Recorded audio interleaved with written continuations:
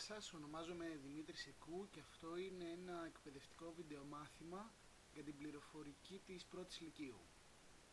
Βρισκόμαστε στην ενότητα 1, υλικό λογισμικό και εφαρμογές και πιο συγκεκριμένα στο κεφάλαιο 2 λογισμικό. Πάμε να δούμε παρακάτω, να κάνουμε μια εισαγωγή στο λογισμικό και να δούμε το λογισμικό συστήματος και το λογισμικό εφαρμογών, κάποιες διαφορές τους. Αρχικά ο στόχος του μαθήματος είναι να γνωρίσουμε το λογισμικό, το τι είναι το άειλο μέρος του υπολογιστή, να κατανοήσουμε τη σχέση λογισμικού και υλικού, software και hardware, να δούμε κάποιες κατηγορίες λογισμικού, να δούμε πώς γίνεται η επιλογή μιας εφαρμογής και να δούμε για τον ελεύθερο λογισμικό και για το λογισμικό ανοιχτού κώδικα. Αρχικά, τι περιλαμβάνει το λογισμικό?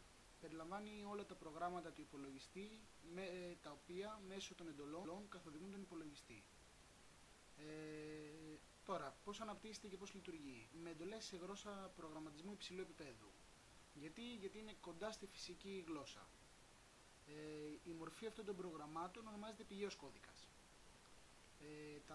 Τα προγράμματα τα οποία χρησιμοποιούμε μεταγλωτίζονται σε γλώσσα μηχανής, σε bit δηλαδή, διαδική μορφή. Τώρα, πάμε να δούμε δύο κατηγορίες λογισμικών. Το ένα είναι το λογισμικό συστήματος, System Software, και το άλλο είναι το λογισμικό εφαρμογών, Application Software. Το λογισμικό συστήματος διαχειρίζεται το υλικό του υπολογιστή, παρέχει λειτουργικότητα στο χρήστη και αποτελεί βάση για την ανάπτυξη του λογισμικού εφαρμογών. Ουσιαστικά πάνω στο λογισμικό συστήματος γίνεται και το λογισμικό εφαρμογών. Τώρα, το λογισμικό συστήματος τι περιλαμβάνει? Περιλαμβάνει το λειτουργικό σύστημα, τους οδηγούς συσκευών, τους drivers, τα διαγνωστικά εργαλεία, το παραθυρικό σύστημα και τα βοηθητικά προγράμματα. Παρακάτω βλέπουμε μία απεικόνηση, ουσιαστικά τη διαστρωμάτωση του λογισμικού, και τα βέλη δείχνουν τη ροή της πληροφορίας, το πώς πηγαίνει η πληροφορία από τον χρήστη στην εφαρμογή, στο λειτουργικό σύστημα, στο υλικό του υπολογιστή και πάλι πίσω. Και δίπλα βλέπουμε ουσιαστικά ένα πυρήνα ενός λειτουργικού συστήματος. Θα αναφερθώ παρακάτω. Τώρα, το λειτουργικό σύστημα είναι το λογισμικό του υπολογιστή. Είναι υπεύθυνο για τη διαχείριση και τον συντονισμό των εργασιών. Κατανέμει τους διαθέσιμους πόρους, δηλαδή τη μνήμη κτλ. Και το σημαντικότερο μέρος του λειτουργικού συστήματος, όπου εκεί πέρα εκτελούνται οι παραπάνω λειτουργίες, ονομάζεται πυρήνας, kernel.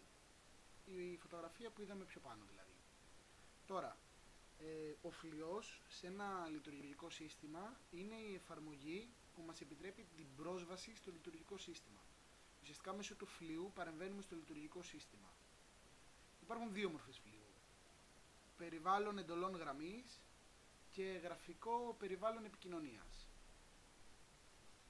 Συνεχίζουμε με τις κατηγορίες λογισμικού συστήματος. Υπάρχουν πραγματικού χρόνου, όπου έχουμε γρήγορη και προβλέψιμη απόκριση. Υπάρχει πολλών χρηστών, όπου γίνεται ταυτόχρονη πρόσβαση σε χρήστες στον ίδιο υπολογιστή, δηλαδή πολλά άτομα στον ίδιο υπολογιστή. Υπάρχουν τα πολυδιεργασιακά, τα multitasking, τα οποία μας επιτρέπουν τη χρήση πολλών προγραμμάτων. Επίσης υπάρχουν τα κατανεμημένα, όπου ένα λειτουργικό σύστημα διαχειρίζεται μια ομάδα υπολογιστών που είναι συνδεμένοι μεταξύ τους, είναι δικτυωμένοι και μας δίνουν την αίσθηση ότι πρόκειται για έναν και μόνο υπολογιστή. Και υπάρχουν και τα ενσωματωμένα, τα οποία τα χρησιμοποιούμε συνήθως σε υπολογιστικά συστήματα με περιορισμένους πόρους. Τώρα, πάμε λίγο στο λογισμικό εφαρμογών. Κάθε εφαρμογή χρειάζεται ένα δικό της λογισμικό, οποιαδήποτε εφαρμογή είναι στον υπολογιστή μας. Όλα τα προγράμματα που χρειάζεται ο κάθε χρήστης, ανάλογα με τις απαιτήσεις του που έχει ο καθένας, ανήκουν στην κατηγορία λογισμικών εφαρμογών. Βρίσκονται εκεί πέρα. Τώρα, πώς γίνεται η επιλογή μιας εφαρμογής, ενός προγράμματος ουσιαστικά? Πρώτα συγκρίνουμε τα χαρακτηριστικά και το κόστος άδειας χρήσης, δηλαδή τα στοιχεία που μας δίνει, τα χαρακτηριστικά που μας δίνει, αλλά και πόσο κοστίζει, πολύ σημαντικό, στα προγράμματα τα οποία έχουμε καταλήξει. Δηλαδή, αν έχουμε δύο προγράμματα, για να δούμε ποιο θα επιλέξουμε, είναι ένα βασικό κριτήριο αυτό, το κόστος και τα χαρακτηριστικά του.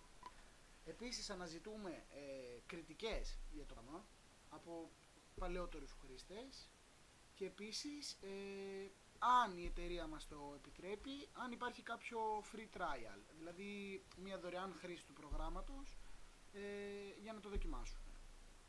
Τώρα, το λογισμικό εφαρμογών εξαρτάται από τις δυνατότητες του υπολογιστή του χρήστη.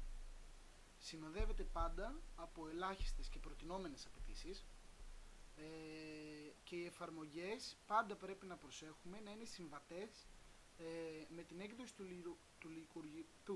του λειτουργικού συστήματος το οποίο χρησιμοποιούμε. Πάντα να είναι συμβατό, δηλαδή μην πάρουμε μια εφαρμογή η οποία δεν μπορεί να τρέξει στον υπολογιστή μας. Τώρα, κάτω υπάρχει μια απεικόνηση για την εκτέλεση ενός παιχνιδιού, για να παίξει ένα παιχνίδι και μας δείχνει η φωτογραφία τις ελάχιστες απαιτήσεις οι οποίες έχει για να το παίξουμε και τις προτινόμενες. Τελειώνοντας, κάτω υπάρχουν δύο εργασίες προαιρετικές. Η μία είναι να μας πείτε ποια λειτουργικά συστήματα έχετε χρησιμοποιήσει και να επιχειρηματολογήσετε για τα πλεονεκτήματα και τα μειονεκτήματα του κάθε λειτουργικού συστήματος.